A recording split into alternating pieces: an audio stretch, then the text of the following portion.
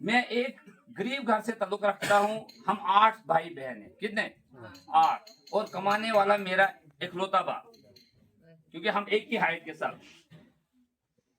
एक ही लेवल के सारे। अभी भी अगर देखोगे ना, आपको पता नहीं लगेगा बड़ा कौन है छोटा कौन है, सारे एक जैसे। तो और काम भी क्या करते थे मेरे वालिद साहब? घोड़ों का काम, खच्चरों का काम। सुबह अजान होती थी, वो नमाज आधे रास्ते में, क्योंकि हमें पैदल आना पड़ता था ठाठ से, नमाज कहीं रास्ते में पढ़ते थे, और सामान खच्चरों पे लाद के सामान ठिकाने पे पहुंचाना। गांव की बात है, तो वापस शाम को तो अशा की नमाज पर वो हम हमारे घर में पहुंचे थे। यानी कभी कभी हमने उनको देखा है जाते और आते हुए, कभी कभी, वरना हमें पता नहीं लगता वो जाते कब थे और आते कब थे। अब जो बाप अकेला घर में कमाने वाला हो तो कितना अमीर होगा फिर? आप खुद समझ सकते हो ना कैसे घर कैसे चल रहा था। तो इसकी वजह से 91 में मैं घर से निकला, और गांव वालों को लगता है ना शहर में बड़ा मजा हो, तो ताप ज्यादा ही था। मैंने सोचा मैं जम्मू जाऊंगा, पता नहीं क्या मजा आएगा। तो मैं भाग गया घर से, भाग गया कि मतलब घर से घर वालों ने बोला स्कूल जा, ये वो, मैंने कहा नहीं मुझे जाना है जम्मू। तब चिट्ठियां चलती थी, और चिट्ठियों की वजह से मेरा कजन ब्रदर जम्मू में, तो उसने एक चिट्ठी लिखी थी, आओ जम्मू में, इधर मैं आपको काम दूंगा। मुझे भी ये काम का पता नहीं था जो उसने दिया मुझे वहां, मुझे पता नहीं था। लेकिन अब घर से निकल गया, जब जम्मू पहुंचा, 91 की बात है, 32 रुपए 88 से किराया लगता था जम्मू में, जम्मू तक का। और जम्मू में जब गया, उसने मुझे रखा एक घर में नौकर। क्या रखा? नौकर। और काम क्या करता था? मैं हाँ उनके बर्तन और कपड़े धोता था। बात को समझने की कोशिश कर लेना, बहुत बात सच्ची है, थोड़ी कड़ी लेकिन है सच्ची। और ये काम मैंने 13 साल कंटिन्यू किया, और 13 साल तक मेरे को जिंदगी की समझ यही आई कि यही जिंदगी है। मुझे वही लग रहा था वही जिंदगी है। क्यों? क्योंकि घर का कोई आता पता नहीं था। जितना आता था वो 94 में, मार्च 94 में उन्होंने मुझे एज ए फॉरेस्ट में डेली विजर लगा दिया। और डेली विजर की सैलरी होती थी तब 628 रुपए, लेकिन मेरे लिए कम नहीं थी उस वक्त। ये लगभग 30 साल पहले की बात। 628 रुपए बहुत थे, लेकिन मेरे लिए घर चलाने के लिए नहीं थे। लेकिन मेरे को कोई मांगने वाला नहीं था, कुछ नहीं था। जो आता था सुखाता था, बात खत्म हो जाती।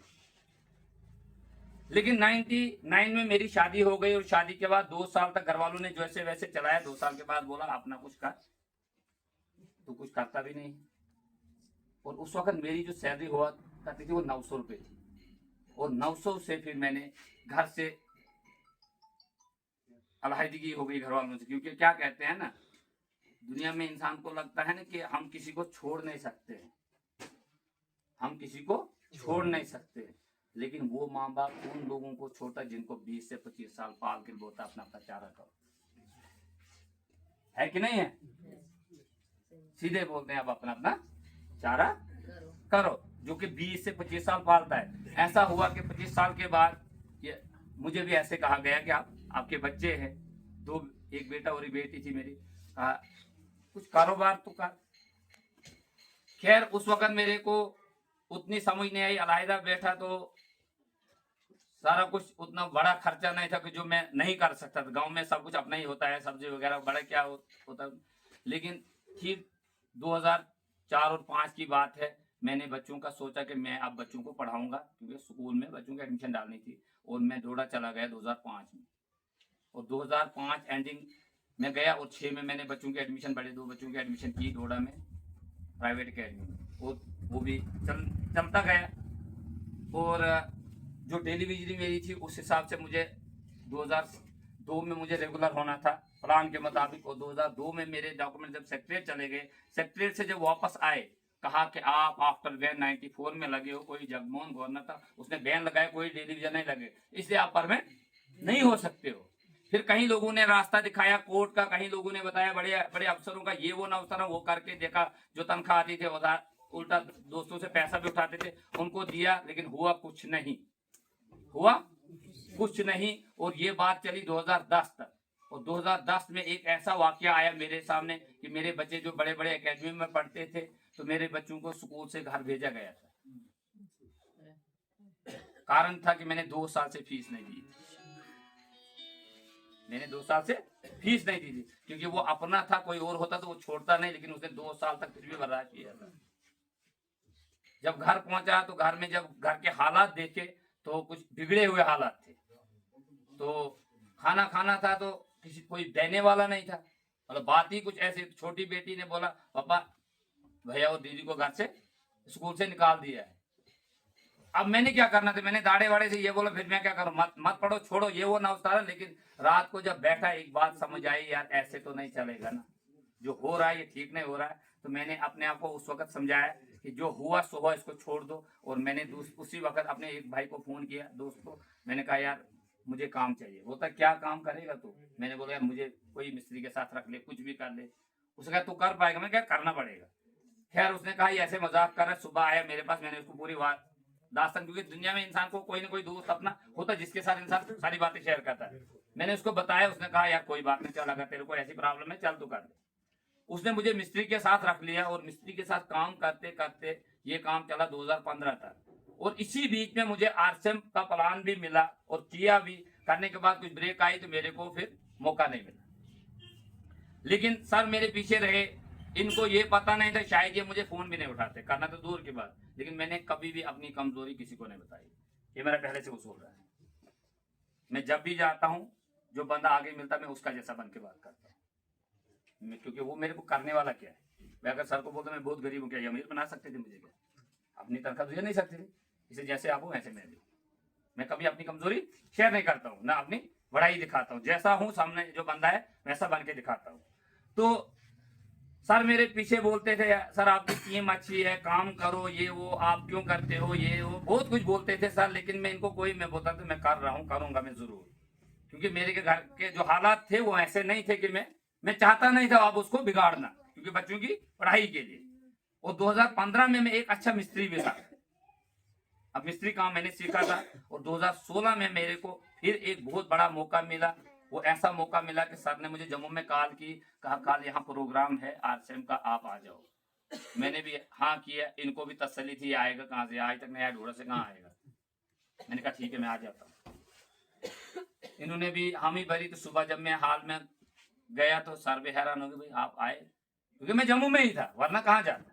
मैं था जम्मू में, एतवार था, मैंने करना क्या था मैं गया। लेकिन जब मैं वहां गया तो वहां ऐसे कम से कम 10 गुना ज्यादा इससे लोग थे वहां जहां मैं गया। बड़ी बातें सर ने बोली। उस वक्त प्रोग्राम जो था महावीर सर का था, बहुत बढ़िया लीडर हैं, फायर इन पे इस वक्त है, लगभग 10 से 12 लाख की इनकम इस बिजनेस से ले रहे हैं। वो उनका प्रोग्राम था। और उनका प्रोग्राम सुनने में मुझे सिर्फ एक चीज समझ आई, जितने भी मेरे बहाने हैं ये सब मेरे लिए हैं, लेकिन आरसीएम के लिए नहीं। जितने भी मेरे एक्सक्यूज हैं वो मेरे लिए सही हो सकते हैं, लेकिन आरसीएम के लिए सही नहीं हो सकते। लेकिन बड़े दम से इंसान क्या बोलता है कि इंसान बोलता है कि मैं बहुत कुछ कर सकता हूं, ये वो। तो वो लीडर जो बोल रहा था सारी बातें बोल रहा था, बोलने के बाद मुझे लगा मैं पता नहीं क्या करूंगा। जब सामने गया लोग इधर उधर बिखर गए, मैंने सर को बोला सर मुझे आपसे एक बात करनी थी। उन्होंने बोला बोलो। मैंने बोला सर थोड़ा सा। बोले इधर क्या, ये कौन से आपको जानते, मुझे जानते, आप बताओ।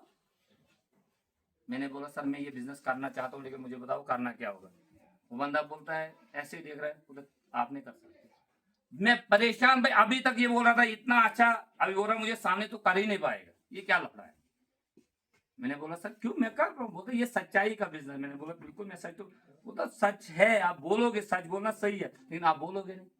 अभी दूसरा सवाल बोलता कितना कितना सच बोल सकते हो। मैंने बोला बहुत बोल सकता हूँ, जो भी सच बोल। बोलता कितनी बार आपकी बीवी ने आपकी मर्जी से सूट खरीदा है?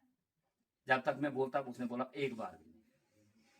वो एक बार एक जवाब भी मुझे देने नहीं लगा कि मेरे इसको जवाब दूं कोई। बोलता एक बार। बोलता उसकी कोई आपकी गलती नहीं, कारण क्या है? उसका कारण ये है, आपकी बीवी जब सूट खरीदती है वो कम से कम 6 से 7 दुकानें चेक करने के बाद एक सूट पसंद करती है। आरसे में 6 या 7 सूट आते हैं, कब पसंद करेगी? ऐसा कर सकते हो क्या?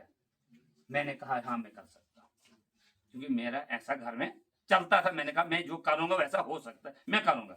उन्होंने कहा अगर ऐसा करोगे 3 साल के बाद आप इस बिजनेस के रॉयल्टी अचीवर होंगे। क्या कहा? 3 साल के बाद इस बिजनेस के रॉयल्टी अचीवर होंगे। और 3 साल के बाद तो कहा ठीक, मेरे ख्याल से साल के अंदर उनका प्रोग्राम हमारे भद्रवा में हुआ। भद्रवा में उन्होंने एक सवाल किया कि आरसीएम का प्रोडक्ट किस किस को अच्छा लगता है।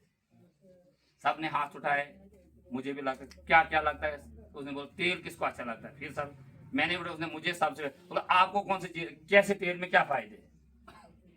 अब मैं बोलने वाला बोलता नहीं, ये सुनना नहीं चाहता हूँ, आपसे ये सुनना चाहता हूँ, मुझे आप याद हो, बोले नहीं हो, इसलिए मैंने पूछना कहाँ पहुंचे हो, कि लीडर की नजर होती है। लेकिन जब रॉयल्टी मेरी आई और रॉयल्टी पे 19 से मेरी सेलिब्रेशन हुई, 3 साल नहीं लगे, 3 साल नहीं लगे, 23 महीने के बाद, क्योंकि मैंने इस बिजनेस को मार्च 2017 में स्टार्ट किया था और मई 2019 में मैंने यहाँ से रॉयल्टी ली।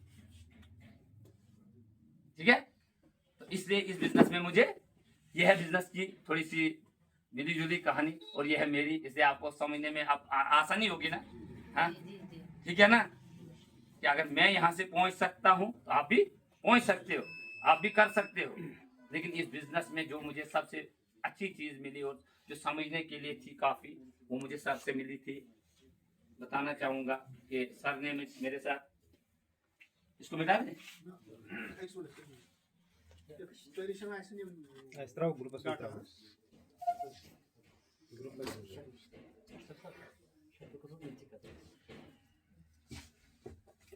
ना ना सर की नहीं मिलता बिजली है ना, पानी है ना, आटा है दुकानों पे, पहाड़ों की जगह।